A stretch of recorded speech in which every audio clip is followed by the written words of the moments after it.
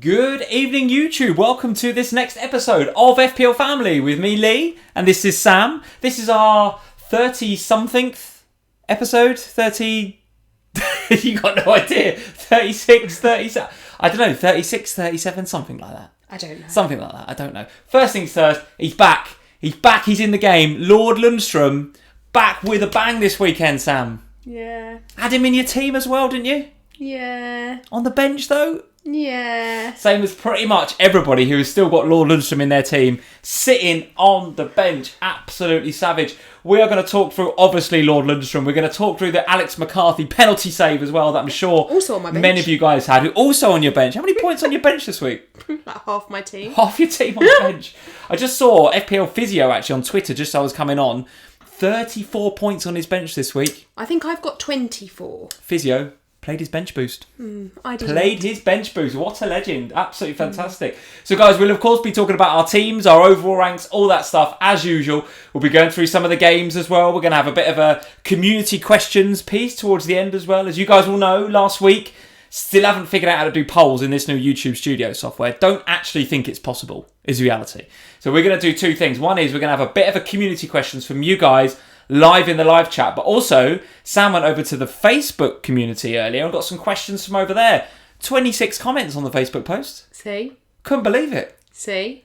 450 people follow us on Facebook. You genuinely fell off my chair. I think, stop a minute. Say sorry. Sorry, Facebookers. I'm sorry. There's a community there. I didn't even know about it. 450 of you follow us on Facebook. Goodness knows why, but you're there and we thank you for it. 26 comments on the Facebook, so we'll be getting into some of those questions as well. So, Sam, we need to crack on. We've got so much to cover. First things first, has your voice recovered from Friday night? Because the bar that the Always Cheating boys, Brandon and Josh, it's getting rented out, but they hired for the night, didn't they? They didn't rent it out. It's not their bar. They hired it out for the evening. An absolutely awesome gathering, but goodness me, did a lot of talking, didn't you?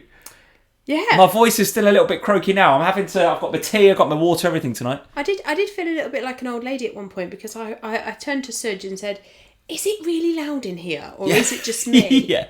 Turn it down, barman. It's a bit loud, isn't it? Trying to have a nice chat over here. Sudge and I ended up just shouting at each other. Well, listen, that was a fantastic night. Any of you guys that are in tonight that came along to the Always Cheating gathering at the Coin Laundry in Farringdon on Friday night. Feels like a long time ago, isn't it? But only Friday night. Lovely to see you. Lovely to meet you all. There's a few faces we remember from Christmas and from meetups that Who Got the Assist have done before. But the first time the boys from Always Cheating, Brandon and Josh, have been over to the UK and done a meetup. And I think it went fantastically well. The venue was great. And it was really, really nice to meet you, wasn't it? It was really good. lovely. Really nice good. Evening. So guys, thank you for coming along to that. A few photos there. You're not in any of them, which is unusual. Did you take any photos on the evening? No. It was actually Aaron Boyle, our friend Aaron, who I will credit for all of these photos. Aaron did take a photo with me. I was in one. Oh, okay. I was talking to Sudge. He came over and went, photo! Photo time. And I went... and then we had... But I smiled a bit nicer than that. Well, we got a few photos. But there was one. But it was a really nice evening. Yeah. I was mostly propped at the bar, either having a very, very heated discussion with James from Planet FPL. Yes. Or... about Spurs, of course. A lot of Spurs chat. There was a lot of Spurs... As there will be tonight, by the way. I don't even know if we could call it a chat. It was just a kind of therapy session, I think. And you two just getting it out there, just we like, did. oh god. And then Sudge appeared and was like, "Why am I here?" I was like, "Well, like because he was involved in this like Spurs discussion, and he's just in the middle of the two of us having a chat." He has to put up with it every week from James on their Tottenham pod, right? Yeah, so yeah, it's kind of something he's used to. He's had enough of it, though, to be honest. And then I was involved, and I was having a rant about this, that, and the other. But yeah, it was it was a really lovely evening on Friday. Really nice. Good night. It was a good night. We got a few photos. There's myself and our friend Aaron Boyle, who took, I think, most of these photos. I nicked another one off of Jeff Pedder, I should say that, actually. Jeff_Pedder on Twitter. So, Jeff, thank you for letting me use your pictures. Does he know? He doesn't know, but thank you, Jeff, for letting me use the picture. And I've got a couple of pictures from Aaron as well. There's me with Aaron and FPL Chancellor Dan as well. The boys from Planet FPL Pod, as you were saying, were there. The boys from Who Got the Assist were there. Of course, Always Cheating were there too. So, really, really good meet-up. Enjoyed it. So there we go. That was Friday night. On to matters of the weekend, Sam. On to matters of the weekend. Here's our Twitter on the left-hand side. Before we get stuck into, obviously, the games... There's our Twitter, at FPL Family. Also over on Instagram, at FPL Family as well, if you're not following us over on either of those two. Let's say hello to a few people, shall we? Should we say hello to a few people? And then we'll get cracking with these games. And I've just noticed that actually on the live stream, I've got to change this window, guys. I'm going to change this window. Bear with me, because I normally wouldn't do this live, but I'm going to just change that because it's missing everybody's icons, isn't it? Look, here we go. And then, if I do that a little bit... Oh my goodness. Live in play, faffing about with technology. There we go. Now everybody's icons are in there. That looks a lot better. I'm happier with that. And even if I put that down a little bit there... When people listen back to this as a podcast, they're going to be like, what is he doing? Oh, the podcasters. This is not for them. You can skip 15 seconds on your podcast. Don't you? can skip forward there. But I just wanted to get everybody's icons in there in the chat. Very important. Very important. Good evening, guys. How are we doing? Lucas Wong is here. How are we doing, Lucas? Carrie256 is back for another FPL Family live stream. Carrie, how are you doing? John Tyner is here. He said he captained Jota this week. Unlucky. But listen, you picked him for a reason. I think he's going to be all right the next few weeks. Stick with him. FPL Schwartz is here. Martin, how are you doing? Good evening. Very nice to see you. Anthony Gary, who's also from our Patreon and in the Slack regularly. Anthony, very nice to see you. How are you doing? Scott Schrager's in. Likewise, also from our Patreon community. Ariaman18 is here. Jeff Holt is here. How are we doing, Jeff? Very nice to see you. Having a cracking game week again, Jeff. Stop it, Jeff. Carry on. Trying to catch that ladder. Absolutely smashing it is Jeff. Absolutely smashing it. MU Fan TV is in, of course. I bet he is tonight. Of course he's he's in tonight. MU Fan TV is in. I bet Josh is in tonight. I assume. I bet they're all in. Loving that result that we just had at Old Trafford. Loving that result. Josh is here. Of course he is. Of course. The Man United fans are here. Of course they are. Of course, tonight. It's like an invasion. An invasion of United fans. Bet there's no City fans in Your favourite is in. Stealth Panda. Yes. Is here. He says 2 more wins, Lee. 2 more wins. Go on, Stealthy Panda. Come on, Stealth. 2 more. I actually love that name. I wish I was called Stealth Panda. FP, we can make that happen. FPL You Never Walk Alone says Captain Pepe had a bad game, didn't he? We'll talk about that Arsenal game in a bit more detail. Actually, did get more points than Aubameyang. True, probably. Point. Yeah, probably got the 3. So yeah, can't complain with the 3, I suppose. Yeah. Of course, we have another game to go. That is one of the things we should say up front. Is of course Leicester Villa, of course, play tomorrow, and then. Arsenal are playing Manchester City at the Etihad, I think Tuesday or Wednesday. Wednesday. So those of you that have captained Aubameyang, if you've captained Pepe, if you've captained Aguero, if you've captained KDB even, then look out for that second game that's coming up. As far as you're concerned, there's bigger things to fry on Wednesday evening because it's Champions League action again this week. So let's not forget that too from an FPL point of view. Yes, absolutely. And from that to that end, same advice as last week, I think. Hold your transfers, calm it down. As best you can. There's Premier League games to go. There's Champions League games to go. We're preaching to be converted though, because these guys do it. We need to find a way to communicate with these people that want to make transfers within 5 seconds of the deadline and throw everything out. Oh, here we go. Josh Telling is in saying, does City have fans? Oh, Kunkaram, if you are in, I haven't come and have a pop. In fact, I haven't heard from him all day. Is he all right? Is it? I'm sure he is. Actually, was he coming over for this? Was he at the game? I know the Always Cheating Boys were at the game today at Old Trafford. I don't think he was. I think he might have been coming over for the game. I remember him saying he wasn't coming. I might be wrong, but there was a reason why he didn't come over for the meet, and I think it was because he was in Manchester. Right. But I might be wrong. There we go. Well, if you're in Kunkaram, you can tell us. He'll let us know. And at the same time, give Josh a little dig back. Go on, give him a dig back. I'm sure that'll be happening in the Slack later. JC is in. How are we doing, Jay? Paul Guidi is here. Hi, he says. Hi, Paul. How are we doing? Matt Elsey is in. How are you, Matt? Jamie Taylor. Garfield Rob, 56 points with Salah captain. Nice. Liking that. That's a good score this week. Very good score. Michael Sweden is in. Bossman525 and a whole host of you guys. So thank you very much for joining us here on FPL Family. If you're new around here, obviously hit that subscribe button. We are closing in on 10k. Nearly there on the 10k. 9.2, 9.3. So if you've not subscribed, hit that subscribe button, guys. We would love you to do that before you go this evening. And of course, hit that like button as well. There's our Twitter, as I said before, at FPL Family. On the left-hand side, Sam, let's get on with some of these games. Where should we start? I think we should start. We should start by looking at the games from today, actually, because I thought Chelsea 4, Everton 0 was not only a scoreline that I was not predicting to happen, because I thought that was going to be a far closer and a far better game, But it's also a performance that I was not expecting from... Well, I said not expecting from Chelsea. No, I agree. They have been threatening in it, but not to that degree. They were fantastic today, Chelsea. Especially in that first half. Utterly brilliant today. Very, very good indeed. Haven't seen that fluidity from particularly that Chelsea midfield three in some time. And the young man, Billy Gilmore's come in. Fantastic. Wicked game against Liverpool in the FA Cup in midweek. Backs it up with a man-of-the-match performance today. In a 4-0 win, by the way. So in a game where you've got Giroud scoring, you've got Pedro score. Pedro had a good game. In a game where you've got FPL points and goals galore everywhere else, it's the boy Gilmore that gets the man of the match. 2 man of the matches now. I really like him. I think he's fantastic. Whether he's an FPL asset or not, I don't think so. No. But does he really make Chelsea tick? Now, Chelsea from a fixtures perspective, Aston Villa next, but then, of course, the blank.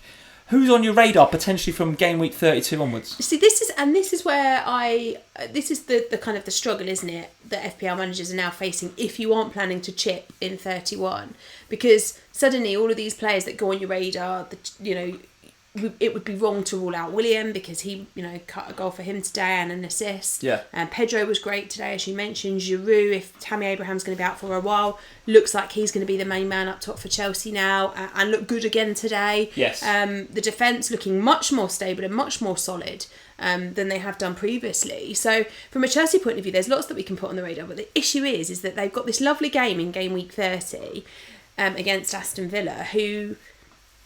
It would be really nice to bring in. Like in my mind, I was like, right, okay. If we've got Chelsea back ticking, coming into form, maybe again. Might be a bit early to say that, but as you were saying before, though, if you're free hitting in 31, they're worth a look. It's fine, yeah. So absolutely. So you get a little bit of an advantage here. So if you're planning to chip it up in 31, chip it up, then you can bring it. Then you can never use that again. Then you can bring use that again. Then you can bring in Chelsea players. You can look at the Manchester United players. There's options there. But if you're not planning to chip it up, Sam? If you're chipping it down? Then you can't do it, can you? Because surely your plans have got to be focused on Liverpool, Wolves, Spurs. Who else? I can't even remember who's playing now. But all the players that are actually going to play, you have to focus on that, and that means that there is a real risk here that we overlook players that are going to be great in that game week. And Dread FPL is in. He's saying, is it Alonso time? MU Fan TV, how was Alonso? He was, Alonso was good defensively. Not, he had a couple of opportunities attacking wise, but it was much more about the Chelsea attacking unit today as opposed to about Alonso. Didn't see Alonso bombing forward with his usual in his usual way, but then Chelsea didn't play the formation that necessarily lends itself to that, right? Correct. They played with the 4 at the back, with the 3 in the middle. Correct. So if they're going to do that, then you'd expect Alonso to have less licence to go forward. Yeah. Should Frank want to go back to that 5 at the back, or I should say the 3 at the back within the 2 wing backs, I guess you're going to see him going forward. But nevertheless, if you're an Alonso owner, 6-pointer today, you're not moaning about that, are you? And I think, he has made that... something has changed in that Chelsea defence, and it's made them a lot more solid and a lot more stable in the last couple of weeks. Now, all right, they haven't kept the clean sheets in the last couple of game weeks, but they have looked better. They've not conceded they haven't looked like they're going to concede every time somebody attacks them, which is kind of how it was prior to that. And so for me, Alonso does appear to have made a difference defensively. Gilmore has made a massive difference in that midfield and the way that they attack, and the structure today just meant that the clean sheet was on. So for me, I think Chelsea defensively, Alonso looks great. You can't expect that your defender's going to get you 12-point haul every week. But bit of calm in the middle, bit of creativity from Barkley. Best game I've seen Barkley play in a long for some time. And if you look at the overall BPS for this game week, Barkley top, Willian second, Pedro third, before Mane then in fourth with 40. So Barkley, Willian and Pedro, the top 3 for BPS so far this game week. So that tells you everything you need to know about the Chelsea performance. Really, really good. As you mentioned before, wouldn't necessarily say I'm going to dive in on any of them FPL-wise, because my chip strategy, I am not planning to chip it up. I'm not chipping it up in 31. I'm chipping it down in 31. And I've built my wild card, which we'll talk about later on in terms of how my wild card went this week. I've built my wild card with a nod to 31 in terms of I'm going to hope to get 7 or 8 or maybe even 9 players out that week. So therefore, I'm not filling my team with Chelsea right now. But I do feel like if you are planning your free hit chip in 31, getting them to against Villa next week could be some nice differentials in there. No one's got Willian. No one's got Pedro. No. I guess these guys are a little bit rotate. Maybe they could be rotated as well, potentially. Maybe. But then I don't think Callum Hudson-Odoi is that fit right now. No, Ruben Loftus-Cheek isn't going to be rushed back. Not available. Pulisic, still no sign of him right now. So Listen, I think they're nice differentials. Everton, for their part, I mean, I have Dominic Calvert-Lewin in my team. Missed a bit of a sitter in that first half, which was a bit bad news for his owners in FPL. I'm not panicking about Everton. Obviously, they're going to blank in 31 as well. Merseyside derby next. We've seen Liverpool be not that great at the back recently. Fabinho not playing that great. We've seen Lovren come in other competitions. Don't expect that to be the case in the Merseyside derby. Obviously, expect Van Dijk and Gomez to play, but nevertheless, Calvert-Lewin, can he score in that game? Yeah, I think he can. And will they be looking for a bit of a reaction after that Chelsea game? I think Ancelotti's the sort of manager that will be looking for that reaction. He's the sort of manager that will be saying, right, we are not going to just see this season out. We are going to go out there and win that game for our fans.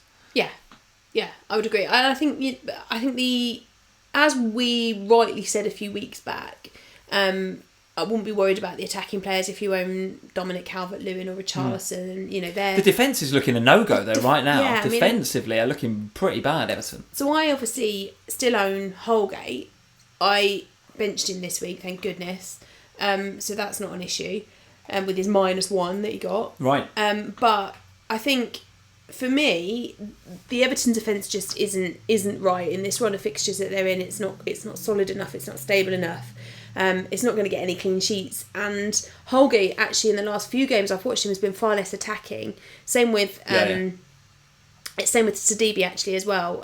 Pair of them, and even with Dino, I've not seen him getting as far forward as he normally would. Do you think they miss Yerry Mina a little bit about there? Yeah, I do. There's a bit of presence they lack, I think. Because Holgate and Keane, they're all right, but they're not scaring the life out of strikers. Whereas Yerry Mina is a bit of a nutter, isn't he? And he is huge.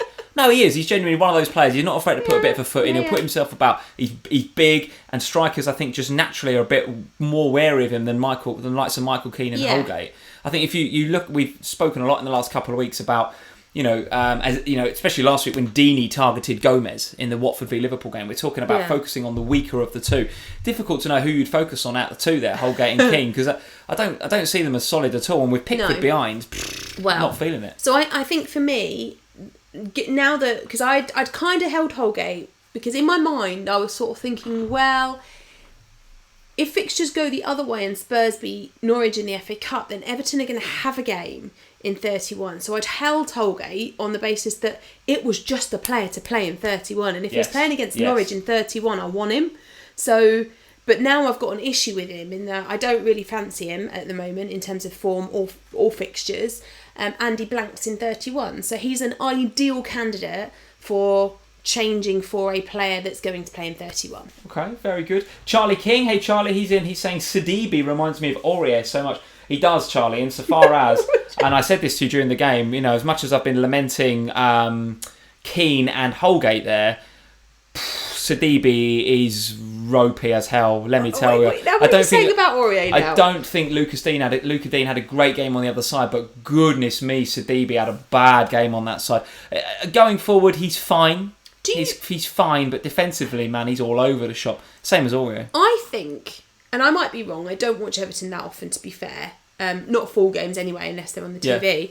But I feel like Everton are one of those teams that they are very much driven by confidence. Under Silva, the confidence was shot. Now, when Ancelotti arrived, the confidence has grown. And then what happened today, I felt like once they went 2 down, Everton just kind of went, what do we do now? Yeah, they're so mid-table. They've got nothing really to... There's nothing about them that says, we must get a point out of this. It's like, we're 2 down, screw it, can't be asked now. That's where they are in the league, right? And that's where I think I am with the likes of Sidibe. They're players that, they run on kind of confidence, and a team that's in confidence. Once that confidence dropped in this game, it was all over. Yeah, I think you're absolutely right. We will talk more on these live streams as we go forward about motivation as we get towards the end of the season, particularly, touch wood. Once the Liverpool title challenge is done, and you touch wood, we get the trophy. What's the Liverpool motivation? I feel like Everton right now, we are having that. We're starting to have that sort of conversation. What are they playing for? They're not in the race for top 4. Clearly not going to go down. All they're really playing for is when Ancelotti's saying to them, "Look, I want to show me something for next season." That's really all they're talking about, I would say. Yeah. Yeah. All right. So that's Chelsea 4, Everton 0. Very, very good performance by Chelsea. Very good indeed. The other game today, equally good. Manchester United 2, Man City 0. Now, not often that I will wax lyrical about Manchester United. Never mind on these live streams. In life, guys, I will very rarely say a positive word against Manchester United. But today, they were very, very good. And again, we come back to this motivation question with Pep and with Man City. Does he feel like it's gone a bit? Well, does he feel like, and I noticed some of the comments, which I think you're going to say in a minute, he's come out and he's like, well, Kevin De Bruyne, I want to rest him. He could have played today, but I want to rest him because this is not my priority. What was the exact comment? He was talking about the FA Cup. He said, my priorities are obviously the Champions League game and the game against Newcastle in the FA Cup. Kevin needs to be available for those games. I don't think he's going to play him on Wednesday night. I really don't. I don't think he will either. I don't think there's any need for him to... Okay. No, so if they want to win the game, he needs to play KDB, is my view. But he doesn't need to win that game. No. What's he got to win that game for? They're going to be second because no one else is in good enough form to catch him, is the reality. They can't win the league, so what's the point? Yeah. What they can do is win the FA Cup and they can progress to the next stage of the Champions League. But they need a fully fit KDB in order to be able to do those two things. So why risk him? If he's not going to risk him in the Manchester derby today, he's not going to risk him at home to Arsenal in the middle of the week. You would not have thought so. Yes, you would not have thought so. I can't believe he does. Particularly as I noticed Aguero going off on the 58th, maybe 59th minute today. Yeah. So just before the 60 mark. For those of you that captained him, that's really unlucky to just get the 1 pointer out of him today. Went off and immediately put some ice on his knee. Now, we saw in the last few weeks how I think he has been bought off early before in previous weeks and kind of talked about... Was it an FA Cup game where I remember him getting interviewed on the pitch directly after the full-time whistle? Yeah, FA Cup. And I think the reporter was sort of, how's your knee? He was like, it'd be fine. Yeah.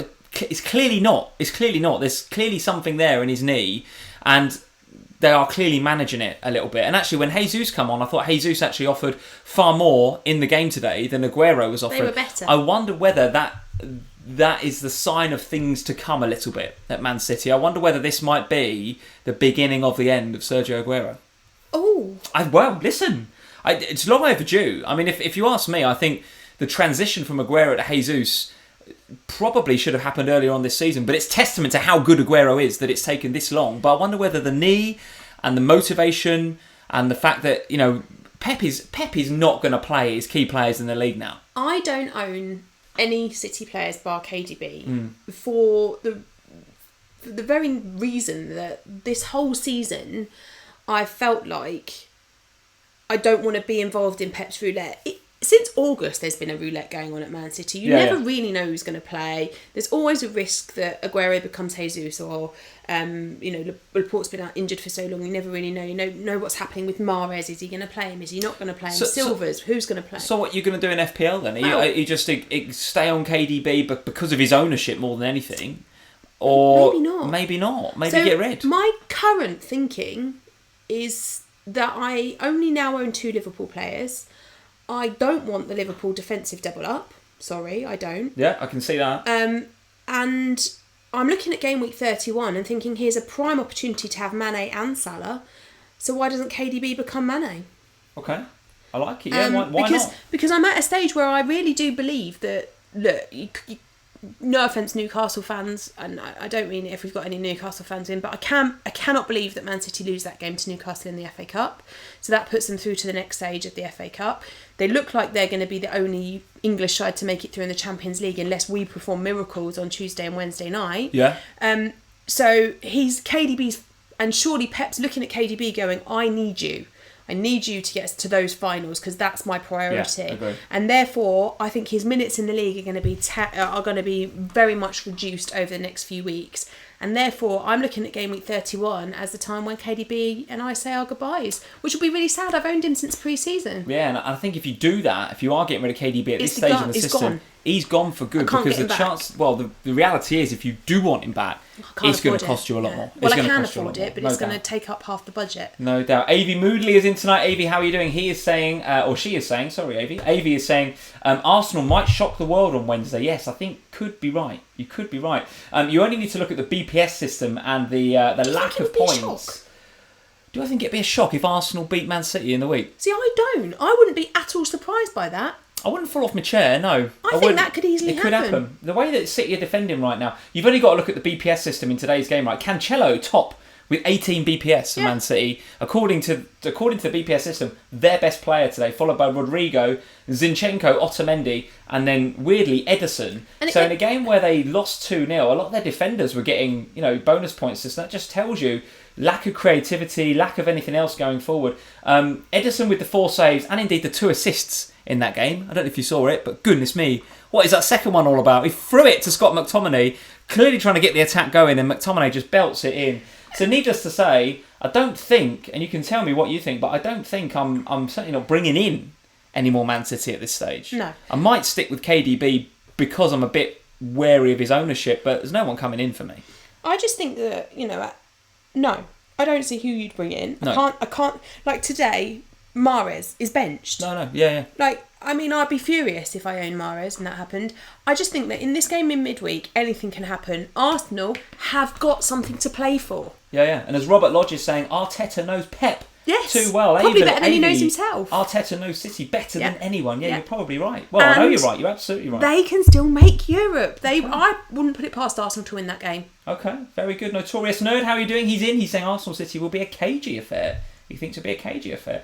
So Man City, enough said on those guys. Manchester United, talking of things to play for, it's on, right? It's on. Despite the season they've had, despite the stick that Ollie's been getting, he's not getting fired. Despite everything that's gone on this year, and sometimes the circus that surrounds Old Trafford, and let's face it, it has been at some points a circus. Hilarious. No doubt about it. The Pogba stuff and everything. Despite all that, 4 wins in the last 5, 4 clean sheets in the last 5, I think it is. But what it tells you, right on form, is that all of these players, like Bruno Fernandes, there is absolutely no denying that man is an absolute talent of like the highest level. Yes. But equally, one man does not make a team.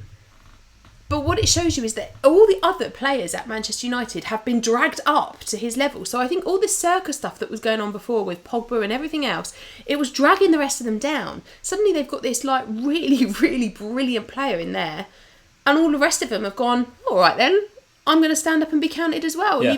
Obviously McTominay coming back is massive because he makes a huge difference in there. I think if they had Rashford as well, they would be absolutely...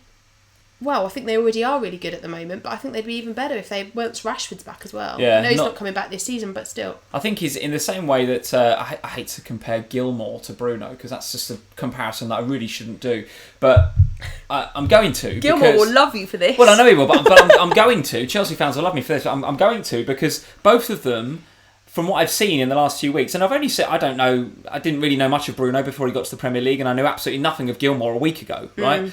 But from what I've seen of both of these players, they are so calm on the ball. Yeah, they are. So calm. Like you watch other players, like actually, I will say Fabinho right now. Fabinho is not calm on the ball. No. There's other players, Ndombele at Spurs, not calm on the ball. Whereas you get other players in those positions, those central positions, and I appreciate Bruno is a bit more forward thinking, but they get the ball and there's just this calm. They find space. Yeah. He reminds me of Luka Modric, Bruno Fernandes, insofar as he just...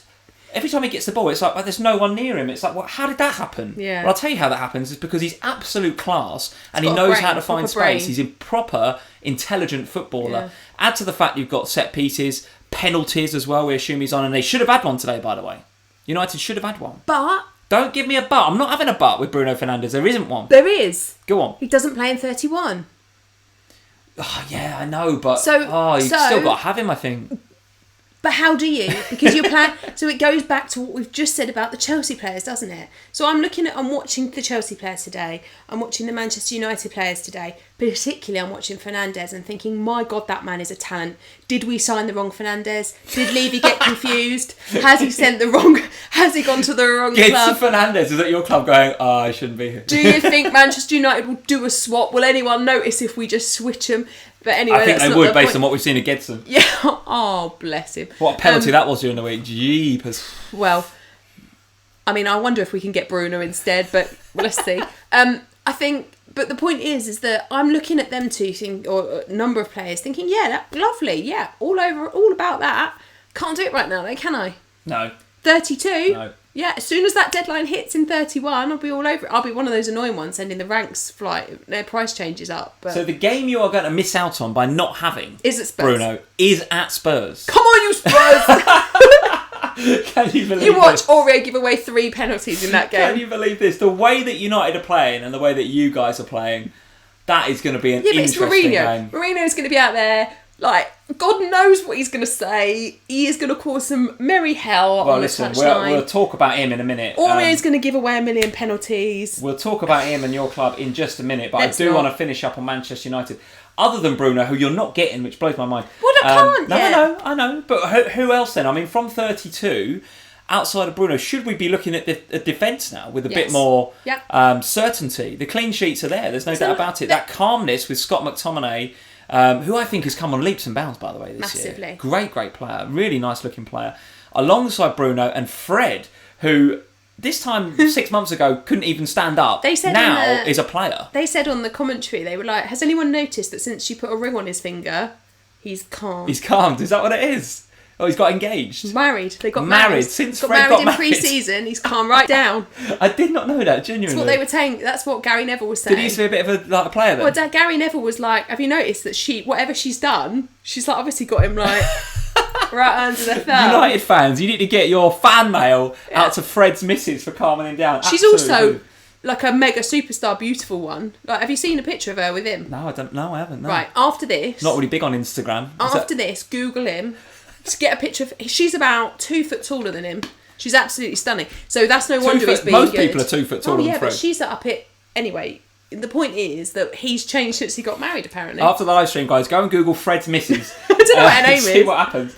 But nevertheless, with him in the middle there, a changed man, Scott McTominay back from injury, and with the quality that Bruno's injected in there, suddenly they have a midfield 3, and we talk about it every week. We talk about the Liverpool midfield. I do talk about the Liverpool midfield 3 and how important they are to protect that back 4. Suddenly, United have got some quality in there, and it's protecting that back 4. Yeah. Suddenly, Maguire looks like an option. And Wan-Bissaka. Wan-Bissaka was unlucky not to score today, actually. Who was it in front of him that took the ball away from him and he was in the perfect position? I think it was Fernandes. Not sure. Was in the middle and it was coming across and Fernandes took it and it was like, Wan-Bissaka, shout at him because you were in the perfect place for it, and he just took it, and it was a shame. But even Luke Shaw looking better, actually, putting himself about, getting his foot in. What is this? Well, you've been nothing. I need to calm down. I'm going to have a lie down after this. Too much praise for Man United, frankly, for my liking on this. Feeling all right? What is wrong with you? I've never heard you talk about Manchester. Too much praise. The Manchester United fans in the chat will be loving this. Abhishek, hey Abhishek, how you doing? He's saying 3 United players from game week 32. Sam, what are we saying? Treble up, Man United. I think that might be a little bit excessive. Let's have a look at these fixtures, because genuinely I've not looked past 31 much. I think Fernandes and one of the defence absolutely on. Brighton away, Bournemouth at home, Aston Villa away after. Yeah, but look, 32. So Brighton, Bournemouth, Aston Villa, they are, I know, terrible fighting, form, right? but they're fighting. So those games are not going to be easy because they have to fight as well as Man United does. So I don't see those games. If this had been 5 weeks ago, I'd have gone, triple up. Yeah. Now, with 9 games to go, these guys need to start winning just as much as United do. So I don't see it being as easy as that anymore. All right, so there we go. Plenty to discuss on Manchester United. I'm sure I'll be praising them throughout the week. But all I will say is that Bruno Fernandes is a welcome addition to the Premier League. All right, good to watch, isn't he? All right, he's United, whatever. I like seeing the best players in the Premier League. He's one of them. He's fantastic, and I love him. He's really, really good. That was the Super Sunday, which was really very, very good. 2 great and very entertaining games today. Saturday, not so much. Not so much on the Saturday, particularly the 3 o'clock games. Right, what happened at 3 o'clock? There was literally nothing going on. What happened at 3 o'clock? Because it was like, right, the Liverpool game had happened. That was, relatively good from an FPL point of view. It was like, okay, let's sit down. Right, 3 o'clocks. Yeah. I've got loads of players playing at 3 o'clock. I don't know. I mean, we can discuss them, right? But I mean, we've already said they were all a bit of a damp squib. What's to say about Southampton Newcastle other than Southampton defensively don't look that great. As soon as Gineppo gets sent off, you're like, going to be hard then for them to score. You're probably not going to get anything out of Danny Ings, or he could have got some points. But it was all about McCarthy in that game with the penalty save. Wasn't it? Otherwise, not a lot to discuss in that game. Lascelles obviously got me a clean sheet, which was nice. But So Maximan, you like this guy? I don't dislike him. I don't really have a lot of feeling for him. I put a tweet out there when we were watching Match of the Day, yeah, and you I said, like him, don't you? I said I don't know why. I genuinely can't tell you why. Is I he a like bit Alan like your Saint-Maximin. Rondon? He's a he's a bit like my Rondon. Yeah, I don't know what it is about him. I just think he's like. I think he's one of those players. I know you guys are tuning in for like statistical analysis and some FPL insight, but this is me. I haven't got any for you. All I can tell you is that I think he's one of those players that when he wants to turn it on, he can turn it on. I think when he wants to be a player, he can be a player. He's like Martial, but worse. I honestly think he's quality, but I just don't think he can be arsed half the time. I think he's one of these guys that's a bit more worried about his Instagram and his Facebook likes than he is his football. But when he does get going with his football, I think he's really, really good. There was this whole... Am I wrong? Well, no, there was this because whole... he's not exactly amazing. He's not been brilliant FPL wise. No, it's interesting because did you see Steve Bruce's press conference this week? Really interesting. That we basically had an argument with one of the press guys in the room because the press guy said, "It's been reported that you and Saint-Maximin have had a row this week." He's the sort of player that would have a row with himself. Well, Steve Bruce got really annoyed, like genuinely. He was like properly shouting at the reporter, and I was like, this is really interesting because your reaction here, you're so far for denying that this hasn't happened that it now makes me think that it has happened. And then yet it was so I wondered whether they've had a row, press have called him out on it, and he's gone to him, oh God, you're gonna have to play now to prove there's not been a row, and Maximan's gone, up yours, I'm gonna play, and I'm gonna play really well and score a goal. Well, listen, I think so. There's a comment here from Gaz Temple. Hey Gaz, this is spot on, by the way. Saint-Maximin could be either a great option or the worst option you ever pick. I feel like I will not have him in FPL because I can't trust him, except game week 38 as like a last minute punt. But I don't have nothing to play for. Because he's not going to play. But at that stage I won't care. I'll just be like, right, Alan Saint-Maximin, come in my team. I like him, guys. I don't know why. I'd never have him. I wouldn't have him in FPL, by the way. But listen, Newcastle on a bit of a roll. They're doing all right. They're doing okay. But anyway, moving on from that game. Wolves 0, Brighton 0. Biggest shock coming. Not a lot to discuss in that game other than, I wasn't expecting Brighton to get the point. But again, goes back to exactly what you've just said. These teams need points, and Brighton must have been going to Molyneux saying, right, dig in. Let's get the clean sheet. But it's weird, isn't it? Because so do Wolves. Wolves need the points as well because they are up there fighting. Yeah. They're up there. So I did not see this coming, particularly given how bad Brighton are away from home. So in my mind, I was like, Brighton at home, they're the games that... They haven't been as bad away lately, though. No. But I mean, I know what you mean, season long, yeah. That's all... it's relative. Yeah. Because they're still not great. But I just didn't see this coming. Wolves were in such great form. They had a great result last weekend against Spurs. The players were... They're all there. It's all there on a plate for Wolves. And then they draw against Brighton at home. And it just is a weird one. Now, I don't know. See, obviously the defence coming up trumps Bolly, Jimenez, Bolly, Doherty, Sayers, Patricio, whoever you own, great. Did all right. Even on the double up. Yes. Have you got double Wolves now? Got Patricio as well now. Oh yeah, you did tell me that, yeah. If you've got double defence... I think that looks quite solid for most of the season. If you've got double attack like I do, because I got Traore and Jimenez. Sorry to stop you, but what are you doing with Traore now? Because it's clearly a shoulder problem there, right? Yeah. It's clearly they're managing something. Yeah, but I'm not doing anything about it at the moment because he plays in 31. So yeah, but will he play in 31? Well, he'll come on and get minutes, won't he? Because that's what's happening. So basically, my understanding of the Traore thing is that he basically has to have shoulder surgery, but that the club want to put it off until the end of the season because they need him because they're still in the Europa League. They're still challenging in the league for the Europa League and can we say the Champions League? They're still challenging for Europe, depending upon where it goes. Fourth. Yeah, of course they are. Yeah. Particularly if it goes to fifth. So they're challenging. So the club can't really do without him. They need him. It depends on the formation that they play as to whether he starts or not.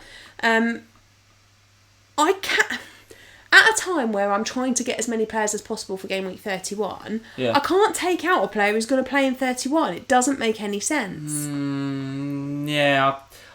It's difficult to disagree with you because what will happen is he'll be benched on 31, come on and get a brace. That's just what happens. But even if he comes on and gets 1 point in 31... You'd take that. I'll take that. Do you know what I mean? Because it's 31. After 31, I'll take him out 100%. Okay. Well, listen, I think the defence are absolutely worth investing in. It's not the first time we've sat here on an FPL Family live stream and talked about, Bolly 2 bonus points. Says seems to rake in the BPS. I mean, in terms of passing, CBI, his clearance blocks interceptions is good, but his pass completion rate, you're spot on, is very good as well. He's the guy at the back, whereas Bolly is a bit more, rough and tumble, get the clearances away. Saïs is a bit more of a player. A bit more of a player at the back there. They've got a nice... I do like the way they're set up. Yeah, and they are cheap. You're absolutely right. And Cody even gets the 1 point as well. So that tells you a lot, I think, about how direct Brighton went in that game. It was just like long ball, Saïs and Cody just mopping it up. I saw enough of Doherty to be okay and happy to be owning him. All right, no bonus points, but listen, I think he's going to be really good over the next few. Really good. Jota and Jimenez, don't panic. If you've got them, hold. An off day. They play in 31. Say no more about it. Burnley won, Spurs won then. Game of two halves, this one. Totally. Yeah, it was an odd game, wasn't it? Because the first half... Well, it's the first thing to say, from a Spurs perspective, is that I saw the team sheet and I thought, that's very negative. Because it looked as if you had almost 5 defenders and then kind of a couple sit in the middle. I just thought he's looking to... As you always say, is he going to attack or defend? He's looking to just defend and consolidate and hit Burnley on the break away from home. Burnley don't strike me as the sort of team that you could hit on the break, though. So, having said that, Spurs did concede early. He changed it at half time, and you got a point. So he came out. Can't complain with that too much. No, Mourinho came out after the game and said, "I set out not to concede in the first half, knowing that Lo Celso and Moura didn't have 90 minutes in them if I need them for Tuesday night, which I do." So he basically said, I could only play them for 45 minutes, tops, because I need them fit and available for Tuesday. And they had minor injuries coming off the back of the FA Cup loss on Wednesday evening last week.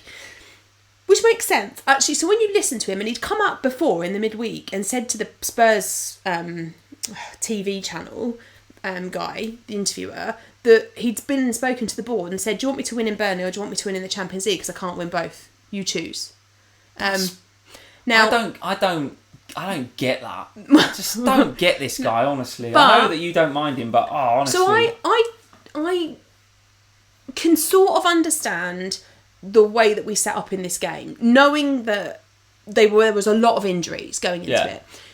What I was really pleased with the response. So the first half we were dreadful. Utterly dreadful. I mean, appalling. The second half, we came out, Lo Celso... He's a quality player. If he played for anyone else right now, you'd be talking about him in the same way that you talk about Bruno. Would you be talking about Lo Celso from an FPL perspective, though? Well, he nearly scored this game week. Yeah. Scored in the FA Cup. Did get a goal. FA Cup? Yeah, he's an assist to the assister, though, isn't he? He's not an FPL asset. Maybe. I just think that he has settled really well into the Premier League and he makes such a big difference to the way that Spurs tick. And it opened up the game. And actually, once the game was going, we could have scored and we should have scored more. And actually, it's the first game that I've watched Spurs where I've thought, if we'd have had either Son or Kane, we'd have won that game. Okay, all right. I thought second half you were definitely better. Very briefly, because I know you could talk forever about this, but very briefly, your thoughts on Jose and his Ndombele comments after, or actually didn't name the player, but we're all assuming it's Ndombele after the game. What did you make of that? See, I don't mind this because it's been quite apparent for a long time now amongst the Spurs fans that there is a problem with that player. He's always injured, can't play for more than half an hour, hasn't got the fitness. Is that helping, though, what Mourinho said about him after Genuinely the game? Think that it's a last resort thing. I think he's kind of gone, we've tried, I've done everything, I'm still giving him minutes, and every time he just goes out there and he plods around and he lets me down. And I think Mourinho's basically gone, I've tried the nice way, I'm going to now embarrass you and see if that makes a difference. I'm going to put it out there so everybody knows that it's your problem. And I'm not being funny, but even if Mourinho hadn't said anything, it was blatantly apparent who the problem was because as soon as he left the field. So Mourinho didn't need to say, that is true. He didn't need to come out and say, Ndombele's a waste of space. There's no denying that the guy is a talent, but he's coming from a league that's very different to us. Yeah, I think he is, but he's coming from a league that's very different to the Premier League. He's got to get up to speed with it, but he clearly doesn't work very hard. I think he's like St Maximin. I just don't think he's got enough kind of motivation in himself to be decent. If you bought him for 20 million rather than 60 million, would that be? Would you be more tolerant as a Spurs community with him? And do you think Mourinho would be more tolerant? I think everyone has been quite tolerant with him. Like, we've had this for months now that he's not fit enough to play and he can't play more than... And everyone's kind of gone, okay, bring him on for when you can. What he's proved is he doesn't deserve to wear a Spurs shirt right now. Make him train with the reserves, get his fitness up, and then let him come back, is my view. Wow. I mean, so my view on it is that he's handled it awfully, Mourinho. Absolutely. But that's because you hate Mourinho. Yeah, I don't like Mourinho at all, and I really don't like the way that he's approached that. From a man-management perspective, that is all wrong. So Ndombele, I think there's a proper player in there, because when he's on his game and on his day, he is really good, and he changes the game. And I think Mourinho sees that, and he's like, why can't you do that for me every week? He's frustrated. So, work with the player. Get more out of him, and... He's been at the club for 2 months, Mourinho. He can't have worked with him that extensively. I think Poch and Mourinho both have really tried with him. I genuinely do. You watch him you look at the training photos of Spurs. There's always pictures of Mourinho and Ndombele together. He always appears to be with him. I don't know what the problem is, but maybe, and I don't know, but maybe it is just a case of Mourinho's called him out on it because he doesn't know what else to do with him. Okay, all right. I saw somebody on Twitter refer to it as bullying from Mourinho. Earlier, and I have to say it's getting towards that in my view. Burnley though do play in 31, so from a Burnley perspective, Chris Wood with the goal, Jay Rodriguez with the assist. Dwight McNeil actually saw that Dwight McNeil. Where's my stat about Dwight McNeil? Something about crossing. Yeah, top for crosses this week with 11, which was 3 more than anybody else in the game week. So that tells you everything you need to know about Burnley's approach to that game against Spurs, which was get the ball to McNeil, get that ball in for J-Rod and for Wood, because they're obviously good in the air. Now, and our defence isn't. Well, actually, for Tongan and Toby Alderweireld are pretty good in the air, aren't they, those guys? Better, well, yes, but in the first half, Vertonghen, where's he playing? Out left. That's true. He didn't play centre half. Yeah, no. Yeah, that's true. He's got Eric Dyer in the middle. Okay. I mean, so I can understand it, because in the first half, he was putting in a hell of a lot of crosses because they're all out of position. Okay. But from a Burnley perspective, though, they do play in 31. Yeah. How are you feeling about their assets right now? Do you have any in your FPL team, first and foremost? No, not at the moment, but I will before 31. Who are you looking at? Well, I don't know, so I haven't yet decided, because originally I was going to go with Pope. I was like, I'll just get Pope. I'll take McCarty out, get Pope. Yeah. Pope can be my keeper with Hendo till the end of the season. That's fine. Yeah. But then I'm starting to kind of ponder on that, because actually I'm not going to have a full team out. So do I want one of my full team to be a keeper? Maybe not, because there's more potential for an attacking return if I get one of the defenders. So there's more potential to overachieve from a defender than there is a keeper, I think, unless he's going to save a penalty, which he could, I suppose. Yeah. But, so I don't know yet, but I will have one of the Burnley defence for sure. And Dwight McNeil also looks like a nice option. Dwight McNeil is, and you guys are saying it in the live chat. Tips is in. Harry, how are you doing? Well done, Harry. Yes, congratulations, Harry, on your run. Absolutely fantastic, I will sponsor you today, I promise. I'm going to do it tonight. Yeah, if you guys haven't followed at FPL Tips with a Z over on Twitter, he's in every week, guys. You've got to be following him. At FPL Tips over on Twitter. Go check him out. Did a half marathon, I think. Yeah, the Cambridge yesterday half. No, today. Today, the half marathon. So absolute hero. Fair play, Harry. Absolutely brilliant. And raising some money for charity, I think, right? Yes, he is. And as soon as I finish here, I will do the sponsorship. Absolutely. So, guys, if you want to go and check out at FPL Tips with a Z, a regular in these FPL Family live streams, go check him out on Twitter. There's links if you want to donate to his charity, if you want to get involved with the half marathon. That would be wicked if you wanted to do that. So, Harry, well done, mate. Absolutely brilliant. Absolutely brilliant. So I've lost my train of thought. Dwight McNeil, yes, and Tips is saying that. That's absolutely saying he is a baller. Yeah, looks really, really good. Got 2 bonus points today, as you guys are saying in the live stream, the live chat. Didn't score, no assists, 2 bonus points. Yeah. That tells you everything about how he's playing. Quick super chat from Donovan Russell. I don't know actually. He's pretty cheap. He's 5 point something, right? He's 5, so he's pretty affordable. I think Dwight McNeil. You guys can tell us in the live chat. A super chat from Donovan Russell. Thank you, Donovan, for the question. Let's see. He says, all right, guys. 6. What's up? He's 6. 6 million. Okay, so he's affordable. Donovan is saying, hey, guys, I think 8 players will be good enough to get you through Blank Game Week 31 easily. As long as you own 3 Wolves and 3 Liverpool. What is your opinion on that. So I tell you what, we'll talk about community. We'll do some community questions as we get towards the end of the live stream, and we will address Game Week 31 in terms of how we're going to approach it. Your very quick thoughts on it though. 3 Liverpool, 3 Wolves, and a couple of others. Is that enough? Yes or no? I think you need 9. 9. Okay, that's a very specific number. Why? Because I don't think a keeper matters particularly. I think you can get away without having a keeper. Okay. But I just think that the reason I think 9 is I think the majority of the community will have 3 Liverpool, 3 Wolves, and 1 or 2 others. So if you've got 9, that will give you an advantage. Yes, I think you're right. That's why. I think Donovan is about right with his super chat though. 3 Liverpool, 3 Wolves, and then some others. Yeah. I think 8 will be average. Yeah. But I think if you've got 9, or if you can get 10, you'll be onto a win. I think 8 or 9 will be average for those active in the game. Yes. I think that there'll be literally millions of dead teams that have got maybe 2 Liverpool, possibly no Wolves, and probably no Burnley, probably no Palace, maybe a Spurs, might have Kane. So I think just going into that game, Donovan, with your plan there of 3 and 3 and a couple of others, and your comment there about 8 or 9. That's going to get you ahead of pretty much every dead team out there. And then you're just playing against all the active teams, all the guys in the live chat. And those that free hit. And those that are free hitting, of course. I think you'd be all right with that, man. I think you'd be all right. I do too. So there we go. So Burnley, yes, looking good both defensively and offensively for 31. I've got Charlie Taylor in my team, brought him in on my wild card, benched him this week, but with a view to having him available for 31. And I'm quite happy that I've done that, actually, because I do think that he looks all right. Dwight McNeil is absolutely worth a shout. Absolutely. And Chris Wood, now that he's back from injury, is he going to take a bit of time to get up to speed and get back in the goals? No is the answer to that. Straight back in. Last 2 weeks, right? At home to Spurs. And I think he got one last week as only well. Played 32 minutes. Listen, the guy hit the ground running back from his injury, so he is absolutely worth a look as well. Couple of other games to cover. Liverpool 2, Bournemouth 1.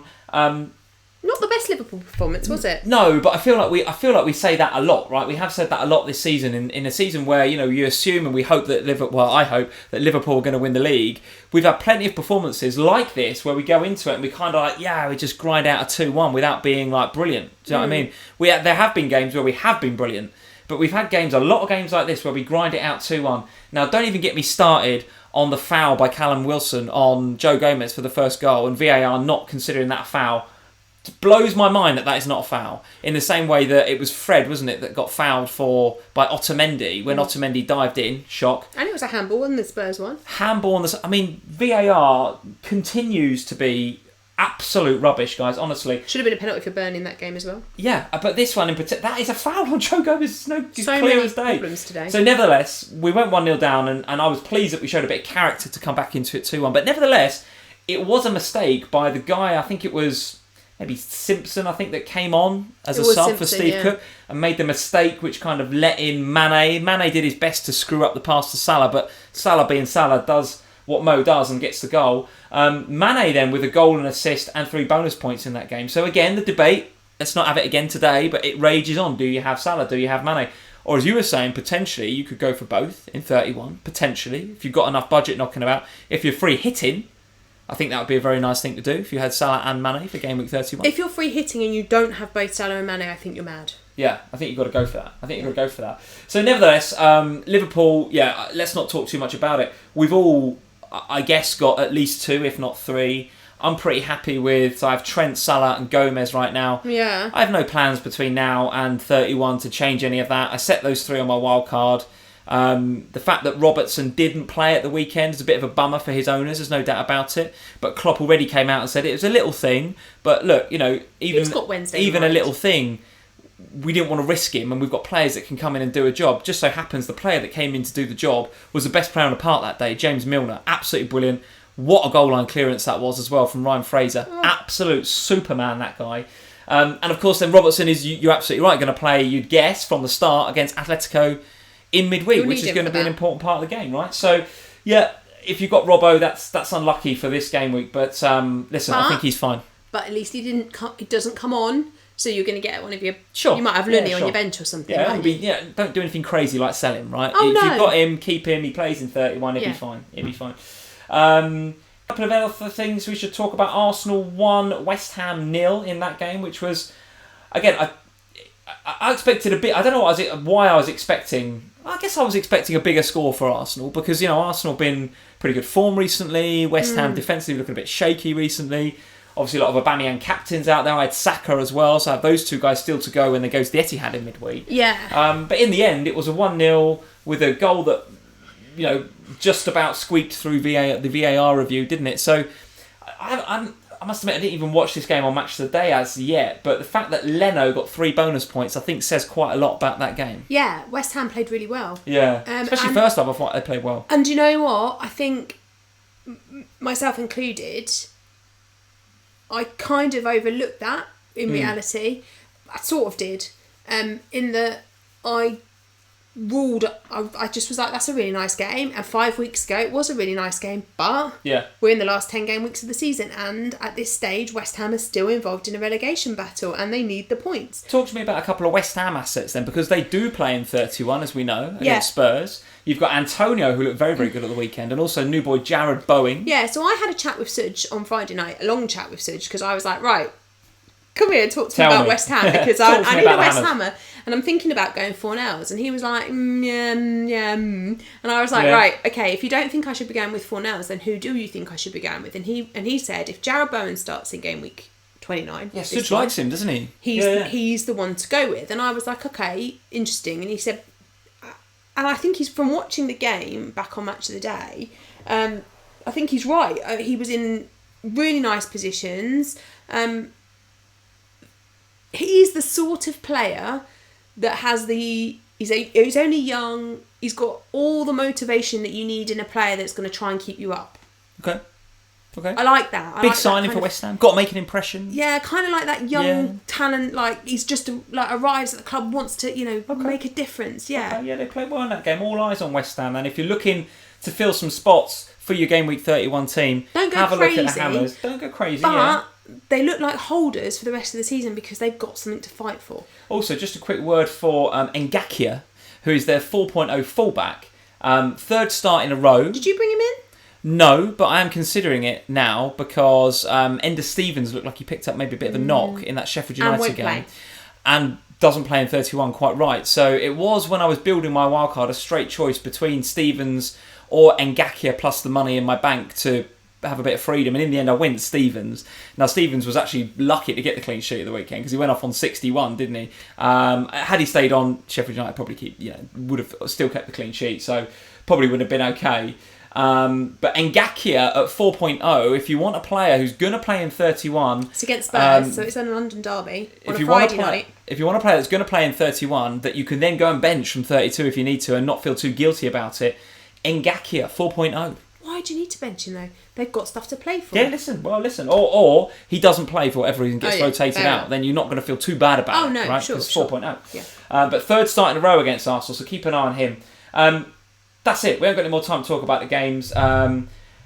Palace looking defensively not a bit better, a lot better. Last three clean sheets in all three of those games since Scott Dan and Gary Cahill have been partnered at the back there. Looked a bit better. Looked actually a lot better. Yeah, a lot better. I honestly thought the pace of Sarr, the way that Deeney would keep those boys busy, I thought that Watford would have that game. But Palace looking defensively, I think, as you're saying, they've got to a point in the season where they're just like, right, we need points, let's do what we do best, shut up shop, and if we can get a goal via AU or Benteke doing a bicycle kick, which did happen at the weekend. Yeah, sounded like Zaha was lucky to stay on the pitch though. Possibly. The Lord is back, of course. Lundstram getting an assist in the 1-0 win against Norwich. Keeping him in your team now? Yeah. I mean, I'm just getting the Facebook page up. I was very much looking at Lundstram as being one of my make ways for 31 as I'm building towards that. But you're keeping him. I'm probably going to keep him now, is the reality, because our third benched him this week on the basis that I didn't want him to come on for 1 point. I wish he was coming on now. Very good. There we go. So that's the games for the week. Let's have a look at... we'll do our teams in just a second, and then we'll do the Facebook chat. Let's have a look very quickly at our Manager of the Month Patreon League for March. So you guys that are our Patreon supporters and our Manager of the Month tier are taking part in our March Manager Month. Got off to a good start. Let's have a look. So there's a lot of bench boost in that league this week. Yeah, absolutely. William Sutanto. William, how are we doing? He is on 77. Very nice game week. Very nice game week. Mark Reynolds is looking good on 75. Praneth on 67. Danny, a long-time patron of ours, Danny McDonald, in at 65. James O'Mahony, 63. And then last month's winner, Nick Penwarden, continuing his good form with 62. If you haven't checked out our Manager of the Month video with Nick from last week, go check that out on our channel. We had a good interview with Nick and he was talking about FPL from yesteryear. FPL where you used to write it on a bit of paper and send it off in the post and pay a fee to update your team. You guys don't even know about FPL back in the day. Absolutely beautiful. Nick Penwarden in there in 6. So again, only week 1, but it is only 3? Only 3 weeks. Only 3 game weeks. And a blank one. And a blank one. So actually not a lot of games. So it's anyone can win this March, right? Anybody can win this. Even me? Even you, Sam. Even you. Nah. And it's still open, guys. So if you want to go and take part in our March Manager of the Month competition, go check out the links below, patreon.com/FPL Family. The mini league code is there. I will be closing the league when game week 30 kicks off. So when game week 30 starts, the league is then closed and you have to wait for April's Manager of the Month. But if you want to take part in March, you can still do that. So check out the links below after the live stream and go have a look at that. Right. Teams. Let's have a look at your team. Game week 29 team, Sam. 42 points. Overall rank up from 2.8 to 2.2. So a nice little, actually not really little, where you are in overall rank. That's actually a nice little chunk out of your overall rank, that 0.6k. So tell us about your team for the week. 42 points. Dele Alli is my favourite. He's my favourite at the moment. And was unlucky not to get a bit more actually than he did and lost his bonus points right at the end. He had 3 bonus points going into the last couple of minutes. So I'm very pleased with him. Went from 3 to 0. What happened? Yeah, the Burnley players all ended up with him for I don't know really. I couldn't really understand. Right, okay. But he had 3 until 5 minutes to go, and then he had none. Okay. Salah fine. Aubameyang as captain. I very nearly took a -4 this week for Saka, and the only reason that I didn't was because of 31 is the reality, because Arsenal don't play in 31. And I was like, if I'm going to take a hit, I want it to be for a player that's going to play again in 31. So I didn't. My keepers were both outstanding. McCarthy bench is tough to swallow, isn't it? But I've got Hendo on, so it's not the end of the world, because at least I got the Hendo point. McCarthy ain't saving a penalty every week. It's just unlucky. If you've benched him, I know a lot of you guys have benched McCarthy this week. Just unlucky, isn't it? Yeah. I don't know. I mean, let's see what happens with KDB. If he doesn't come on, or if he doesn't play on Wednesday, then I'll get Cantwell off my bench. At least it's not Holgate, so that's fine. I feel like Jimenez and Ings, I'm still a bit undecided about what to do with Ings. Ings might become Deeney, you know. A lot of people thinking Danny's done his time. Yeah, Ings might become Deeney ahead of 31 because Watford play. Yeah. And Bolly obviously was outstanding, so I'm happy. I'm happy with my team. I feel a little bit like it was a missed opportunity this game week, which is a ridiculous thing to say when it's a green arrow. But actually, I said yes. So yesterday I was at 1.7, and I said it won't hold because I obviously didn't have anyone apart from KDB playing today. So to end it on 2.2, when there's a game to play still tomorrow night, and then obviously Wednesday, feels okay. I think Aubameyang, let's hope he gets something, but we'll see. The guys in the live chat are saying, Lee, you can't do maths. You can't do maths. I'm really sorry, but we've got a crying child. Is he crying? It's Go her. and sort him out while I talk about not being able to do any maths. You guys are saying it's 48. I trust you. I've obviously done that wrong. 48 then for Sam, which is obviously pretty good.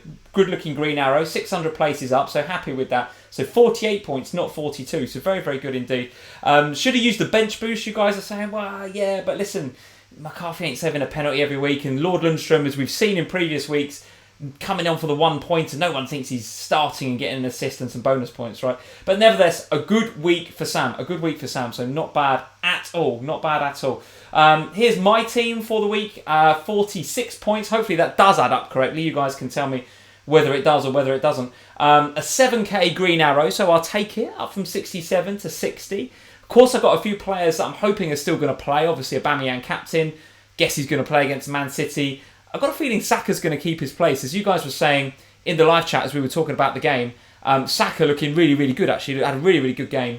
So very happy that he's going to start again against Manchester City. And then De Bruyne, let's see what happens with De Bruyne. I think we mentioned it before. We don't think that Pep's going to risk him given he's got the Madrid game coming up. So if he doesn't play, okay, then all right, I get Sarr off the bench for a couple of points. It is what it is. But overall, the Wolves double defence on my wild card, I was quite happy to go with Patricio as a bit of set and forget for the next few weeks. That's just a position I just didn't want to have to worry about for the next few weeks. And with Patricio, I can just stick him in there and he's going to be absolutely fine. So him and Doherty looking good with the 2 6s. Ender Stevens now, maybe I've got something I need to do with him. Let's have a look at how bad the injury is, but 6 points is good. Trent and Salah, yeah, okay, they stay, right? I'm not going to get rid of either of those guys. Bruno Fernandes doing the bits again, 6 points. Get the feeling he's that sort of player, guys. Get the feeling he's going to be the sort of player that's just going to tick over. And every now and again, he's going to bring in a double-digit haul as well. Don't see him getting too many 2s and 3s. I can see him getting on the score sheet, getting on the assist sheet. Actually, the free kick he got today for Martial's goal was so smart. It was so clever. Really, really good. Dominic Calvert-Lewin, a bit disappointing. Obviously, Liverpool next and the blank might have something to do with him, but let's see. Despite the performance today, he is in form, there's no doubt about it. And then Jota up front, keeping him obviously for 31. So I think the wild card was okay. I think it was fine. 46 is an okay score for the game week. I'll happily take it. As you can see on my bench here, I've got a few players ready to come in for 31. So Sarr and Taylor and Gomez all going to come in 31. So very happy to have those 3 guys there ready and waiting to go. So yeah, not an outstanding game week, but in a game week where, you know, my captain didn't do so well yet, still got him to play. De Bruyne, one of my key players in midfield, didn't play. Some of my differentials didn't do so good. I'm okay with 46 and a 7k green arrow. I'll take it. It's fine. Were they saying you had? I think I got 48, didn't I? You Not did 42. get 48 and I put 42, so I've undersold your team massively. You did get 6 more points than I put on there. So yeah, you did get 48 points. Yeah, I nearly called you out on that myself, but then I thought I wasn't 100% sure that was the case. Excellent. So there's our teams, guys. Green arrows for us both at the moment. Kind of modest looking green arrows, but we've got Aubameyang to go, KDB potentially, Saka in my case still to go as well. So hoping that by the time it all plays out, assuming Vardy doesn't do anything too crazy tomorrow night, should be alright. What, like another blank? Just like potentially like another blank. Who knows? Who they playing? Oh, Aston Villa, isn't Aston Villa. So, because we don't have poll questions, guys, obviously, on the live streams anymore, because this YouTube software has decided that that's a bad thing and they don't want it anymore, we're going to do a section on community questions. So, today, Sam reached out to the Facebook community. So, Facebook community, thank you for getting in touch with us. 450 people, as I said at the top of the stream, that like us on Facebook. They didn't even know that. 450 people. 26 comments. We're going to pick maybe 3 questions to have a look at, and we'll keep the live chat going as well so that you guys can answer the questions as well. We can have a bit of a discussion about it. So go on then, Sam. Give us a question from the Facebookers. All right, well, we'll start with this one from Sam O'Sullivan. So he says, I think it's a he. Yeah, I think so. When to use the free hit chip? 31, 34, 37 or 38? Go on then. Which I think is quite interesting. So originally my plan, as you'll know from last week, was to use my wildcard next week to get me in a place for 31 and then have my free hit available for 34. Actually, what's happened now with the FA Cup going the way that it has since our last live stream is that now I'm thinking I'm going to hold my wildcard, get through 31 with the players that I have, which will leave me with my wildcard and my free hit still in play. So my current thinking now is looking at game week 34. We don't really know what that's going to look like. There will be probably a couple of doubles, maybe, but there might be none. There will be some blanks, couple of blanks, probably. Yeah. Just probably a couple. And then there'll be a lot of just normal singles. So that should be achievable just as a game week. You should be able to get a team out, yeah. Should easily be able to get through that one. So in my mind now, I'm thinking aggressive. Let's play aggressive with our chips this year. Yeah, so okay. I'm going to wildcard in 36. Okay, that's quite late. I'm going to bench boost in 37 because I'm going to wildcard and fill my team with doubles, yeah, absolutely, yeah. And I'm going to free hit in game week 38. Or just go for one last blowout. Whoever's Alan Saint-Maximin. Literally, it's going to be a team of players that need points to stay up, players that need points to get into the Europa League, the Champions League. Deeney, Saint-Maximin, Chris Wood up front. Spurs, Kane will be back and get him back in. But do you know what I mean? My days. So it kind of feels like I'm just going to go all out with it now. Okay. So that's my strategy. So free hit for me will be in game week 38. A lot of guys are saying, one of the strategies I'm seeing on Twitter is not using the free hit chip in 31. I think that's a lot of people now thinking that it's you achievable. Can get through that game week now and just sort of muddle through a little bit. And in doing so, we're going to be bringing in transfers over the next couple of game weeks to get 8 or 9 out in that game week. but then there'll be a lot of players they probably don't want from 32 onwards. So thinking to wildcard then, so calling it like dead end to 31, wildcard in 32 and get back to, in a 15 that I definitely want for the run-in from then on. Are you considering a wildcard in 32 potentially? It could happen. In my mind, I'm not sure that my team's going to be that dead-ended, because I'm not going to have that many players I already have 2 Liverpool, 3 Wolves, and Dele Alli. So I'm not going to have that many. I'm quite happy to hold Dele, to be honest. I know everyone else thinks that I'm an idiot, but he keeps returning points for me, so why am I going to get rid? So I don't feel like my team is that dead-ended. I'm going to want the Liverpool players. I'm going to want the Wolves players. I'm happy to hold Dele. So, but I can see the strategy if you've gone overboard on, say, Palace. Okay. Then or Watford.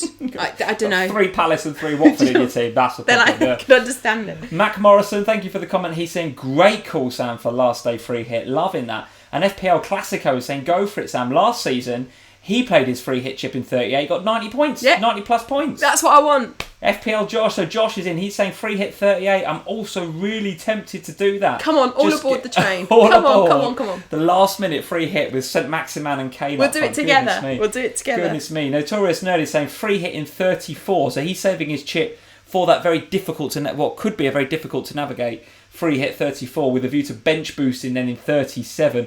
I have to say I'm there with Notorious Nerd right now. I'm thinking, let's see how 34 is going to pan out. If I think I can get a very decent and strong 11 out, then fine. Yeah. I will save the free hit.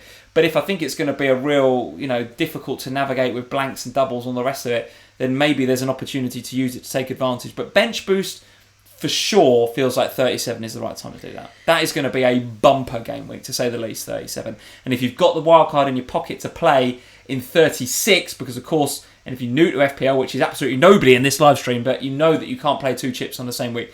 So wild card on 36, get your team ready to smash 37 with a bench boost. And then Kane in 38. Goodness me. Next question from the Facebookers. So there's a lot of questions about Ings replacements. Dylan and James, and there's a couple. Basically, what are we doing? What are we doing with Danny Ings? Got Norwich next, then blanks, then plays Watford. Form's dropped off a cliff. 1 goal in his last 6, is it? Something like that? You got rid? He went in my wildcard. Yeah, went in my wildcard. Because I basically thought, well, who do I want to keep? Him or Dominic Calvert-Lewin? I wanted Aubameyang. I wanted one of the Wolves boys. I went for Jota in the end. And it was a case of, well, do I keep Ings or do I keep Calvert-Lewin? Right. And it was a real form versus fixtures, because Dominic Calvert-Lewin obviously had the form, Ings didn't. Ings obviously had a really nice fixture this week, despite the fact they actually ended up losing. Had a really nice fixture, but no form. And in the end, I was like, got to be the form. I've got to keep DCL. Do I want Ings back now? No, not really. Not really. And I actually wonder whether Southampton might be one of those teams. They could be a beach team. Where they start drifting a bit. Yeah, they could. I don't think they're in any danger of getting sucked into the relegation battle. No, they're well out of it. But they're also nowhere near, Europe or anything like that. No. They could be one of those teams where it just starts drifting a little bit. I agree. And I wonder whether, to that end, Hasenhüttl might look at his prized asset like Ings and say, well, look, why would I flog you to death between now and the end of the season? Because I know what you're like. You'll do your Achilles or do something and then you'll be out for 8 months. What I want to do with you, Ings, is to look after you, have you fit and firing during the pre-season, assuming you don't go on a plane to England and go on the Euros, which is a distinct possibility right now, by the way. Yeah. But assuming he doesn't do that, Hasenhüttl's going to want to wrap him in cotton wool, have a really good pre-season with him and get him ready for the start of next season, you would assume. Yeah. So for me, he's gone. Yeah. You've got him in your team though, all right? Still have at the moment, but he's definitely one that's on the list of exit strategies for 31 for sure. Okay. There was a couple of questions about Liverpool. Let's just, before we get to Liverpool, let's see what you guys are saying about Ings. Let's see. Azzy. Hey, Azzy. Ings away from home form is great, but home is poor. Away from home, good. Yeah, absolutely. Yeah, absolutely right. Let's see. To that end, he's saying, Ings, is he home or away against Norwich? Martin's saying he's away. So, yes, Ings does tend to play better away from home. So let's see. Ings wants to score to get in the England squad. Surely LFC is saying, could be an option for Southgate. You never know. Notorious No. Gineppo red card to be blamed for Ings' blank. Yeah, possibly. Let's see what else. Let's see. That's about it on Ings. Yeah, you guys are mixed. I mean, I wouldn't say you definitely have to sell right now. Right, just 'cause I've got rid of Morocco, I wouldn't say definitely have to sell. Norwich up next. He could score, no doubt about it. It's just then the blank, and then obviously Watford. I would expect Watford to beat Southampton, not necessarily because they're a better side, but simply because they've got stuff to play for still. Yeah. All right, next question from Facebook. So Mac is question from Facebook. So, last one. Mac is asking, best Liverpool coverage. Would you go 2 defenders and an attacker, 1 defender and 2 attackers, or 1 defender, 1 attacker? Just go for 2, the attackers, or go for all 3 attackers. I can't understand a word you Basically, said there. what's your Liverpool strategy? Yeah, okay. Well, obviously, having played the wildcard, mine is Trent, Salah and Gomez. And the reason I went for Gomez is because we don't really know the extent of Alisson's injury. It doesn't look like it's a really bad one, but even if Alisson is out for a few weeks, that means that Adrian's got to come in, and I don't trust us for clean sheets with Adrian in there. He's got a mistake in him, there's no doubt about it. But even if we did have Alisson, I still haven't seen enough in the last few weeks to make me think that we are defensively anywhere near as solid as we maybe should or could be or have been in the past. Fabinho, and I've said this before, I said it on the Ohana podcast during the week for you guys in our patrons that listen to Ohana on Friday. He's off it. Yeah. He's off it, Fabinho, no doubt about it. And he was poor again at the weekend. I don't know what it is, but that mid-season player break has really affected him. He's come back and he's not as good. Now, I don't know whether it's because he's having to put more work in because Henderson isn't there anymore. And maybe that doesn't suit his game. Maybe he's one of these kind of luxury players that kind of maybe doesn't work as hard, but just he's just there and he's in the right place at the right time. And Henderson's buzzing around him. I don't know. But if you look at the results over the course of our season, if you remember early on in the season when Fabinho was fit and available, Liverpool were conceding the odd goal. If you remember early days this season, everybody was like, all right, double Liverpool defence, maybe even treble early on in the season because they are going to be so tight at the back. And we went week after week after week. Obviously the Alisson injury didn't help, but week after week after week conceding a sloppy goal. We'd win 2 or 3-1 most weeks and annoyed everyone. And Fabinho was there for all of those games. Now, I'm not saying he's at fault. I'm not saying that was down to him that we conceded those goals every time. But we didn't keep a lot of clean sheets when he was there. He got injured. Henderson comes in. We were solid as a rock. We had a run of clean sheets like you wouldn't believe with Henderson in there as central defensive midfield. Yeah. Now, all of a sudden, not only has Fabinho gone back into that position, but he's come back into the team and his head doesn't appear to be quite right, or he might be carrying a bit of a knock. Henderson isn't there alongside of him. And I just don't trust us for clean sheets right now. So you might be saying, Lee, well, why the bloody hell have you got Trent and Gomez in your team? Well, the reason I've got Trent and Gomez is because I definitely wanted 3 Liverpool for 31, no doubt about it. And where else can you go? Of course you could go Mane and Salah, but only if you're free hitting. I don't feel like you can do that if you're not free hitting. Do I want to go for Firmino? Well, no, not sure we see enough from him at home right now to warrant that sort of 9 million up front. And I want Aubameyang and I want some others up there as well. So I feel like the best way to treble up on Liverpool is Salah stroke Mane and 2 defenders. So if I'm going to go for 2 defenders, I'm obviously going to have Trent, but then I'm going to maybe just de-invest a little bit and don't go up to 7 with Robbo and don't even go to 6.5 with Virgil and just go for the 5.3, 5.4 or whatever the hell Joe Gomez is. Just rein that investment in a little bit because then when the clean sheets maybe don't come, it doesn't quite sting quite so much. So that's my Liverpool strategy. 2 at the back with Joe Gomez and Trent, and then Salah in midfield. Don't ask me the question about Salah versus Mane because, listen, it's whatever. Pick one, stick with it. Right now, if I was wildcarding, straight choice between the 2, Mane. But you've just finished wildcarding. I know. You've got Salah. I know, but Mane was off it at the weekend. He wasn't particularly good, but still got double digits. He's quality. But listen, if you want to have Salah, have Salah. What's your Liverpool strategy? Well, I've only got 2 right now because I took a Firmino out for Aubameyang, which so far is the right thing because Firmino blanked.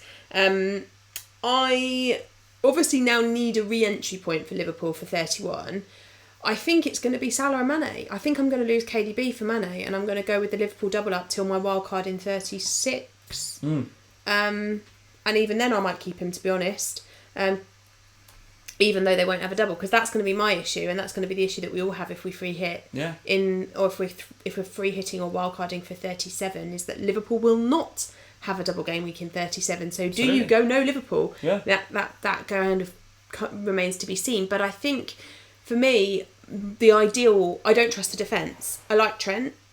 I won't lose Trent, of course. If I'm going to go with the double up at the back, I kind of disagree with Lee. I think it's worth spending the money on Robbo because I don't see Gomez getting any attacking returns and I don't see clean sheets right now.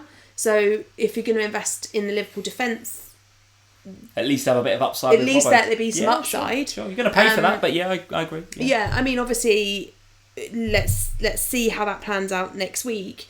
I think I'm planning to roll my transfer next week. Okay. That'll give me 2 for a little mini wildcard ahead of 31. Not a bad shout. That'll just give me a bit more of an indication as to Liverpool. Is Alisson back for a start? That would help with the defence. See what sort of mood we're in after the Champions League. See what goes on with the Champions League. See all of that kind of stuff. It might just give me a little bit more scope for planning. But at the moment, for me, I still think it's 2 attack and 1 defence. Okay. All right. Well, listen. Thank you, Facebookers, for the questions. Thanks, First Facebook. time we've ever done Facebook. There's some really good questions in there. I might come on a bit later on and just answer some of the other ones that we haven't. Yeah, because we only got 3, but we've got 25 comments. So get in there. I'll come later on as Facebook Queen. And get in there and answer some of the questions. I like that. I like being the queen of Facebook. So there we go. Sam is going to be answering questions, guys. So if you've got some questions, get over to Facebook, search for FPL Family on Facebook, and go and, what do you follow or like? Or what do you do over on Facebook? Like our Facebook page, but also head over and follow us on Instagram because we're pushing. I'm pushing. I would like to get to 5K. Almost at 5K on the Instagram, at FPL Family over there. But yeah, the Facebook, get on there. Search FPL Family. Almost at, 500? That'd be amazing. Imagine 500 people on Facebook. What the hell? Thought Facebook was dead. There we go, guys. That is it for another FPL Family. Thank you very much for joining us.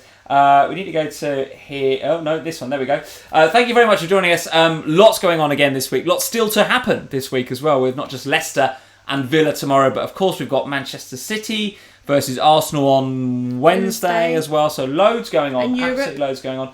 European ties. Just lots to happen. So, of course, the FPL Family advice, as it always is every week, is just chill out on those transfers. Wait until the end of the week. There's our Twitch on the left-hand side if you're not following us, at FPL Family, and of course on the Instagram. The schedule for this week actually looks pretty light, actually, for us this week. Of course, we'll be doing... I don't know if it does for you. You're going on a stag do. Oh, that's true. That is true, yeah. So we will... Well, you will be doing... Don't drink an FPL. No, I won't. No, I won't. Log yourself out. I'm pretty sure that I'm going to be rolling my transfer this week for that reason. Because it's just like... Till you're drunk on Friday night. So just don't drink an FPL. So you will be doing an Ohana this week for our patrons. So if you want to listen to that, head over to patreon.com/FPL Family. Go and search for us and support us over there. There will be another, obviously, every Friday we do an extra bonus Ohana podcast available exclusively for our patrons. And there will be some Fantasy Football Scout stuff coming your way as well this week with another Sam Says. We'll be updating Sam versus Lee as well. And I've got a Scout article out this week. And some Scout article out as well, yeah. We'll see whether we'll be here this time next Sunday. No. I'm not sure The only way you're getting out of this is if your plane is late and you physically don't get back. That could happen. If your plane is late and you don't get back, I'll do an Insta Live. So my plane is due to land back at Heathrow at about 5:30 p.m. Yeah. Greenwich Mean Time. Pull your finger out and get home. So I've got to get home. Yeah. Which is probably about half an hour drive. Yeah. 6. Get set up for a live stream, 8 o'clock start. You'll be home by 7. Get on it. Slave driver. I think you'll find you made me do a live stream on 4 hours sleep. That's true. Having got up to do football with the children and watch Spurs lose. I'm not going to yawn all the way through it next week. I bet you. No, you'll just be drunk. I'll just be like, oh, jeez. I had one night. You got 3. There we go. Well, listen. By the time we next meet, let's hope that there's a live stream next week. I'm sure there will be. Liverpool may be a couple of steps closer to the league. Who knows? If Arsenal can beat Manchester City during the week and then potentially lose on the Saturday, and if Liverpool beat Everton... Who have they got on Saturday? I don't know. Is it Burnley? It is Burnley, yeah. They've got another game on Saturday. Mick Pope, another clean sheet? If they could lose to Burnley and lose to Arsenal, their game in hand, and then Liverpool can beat Everton, do we win it then? I think that means... Could we be champions by the time we next be live streaming? I'll tell you something. If Liverpool are champions by the time Sunday stream rolls round, you know we will be here. I will have had, honestly, Because that's happening on the Saturday, isn't it? Those games? No, I think they're the Man City Saturday, and then isn't it you lot and us lot on the Sunday? Is it? Spurs versus Manchester United and Liverpool versus Everton, I'm pretty sure, are the Saturday games. We've got to have a look at this, guys. We've got to have a look at this because I might just be in a permanent state of drunkenness if we win the league next week. Oh, gosh. Let's have a look at this. I'm pretty sure you're both Sunday. We're Monday! Oh, no! Monday! So we can't mathematically be champions this time. We can always be half an hour late for our live stream if you're running late. Might be 8:30, yeah. Might be 11:30, don't know. We're just 11:30. If it's 11:30, I'll be asleep. The door will be locked. There we go, guys. That is 1 hour and 25 minutes of FPL Family tonight. Absolutely way too long. But thank you for sticking with us. Hit that subscribe button if you're new around here. Leave us a like before you go, and we hope to see you. We'll see you next week. Flights depending from Bucharest. Hope to see you this time next week. Good luck in the rest of game week 29, and we'll see you this time next week. Cheers, guys. Green arrows, guys.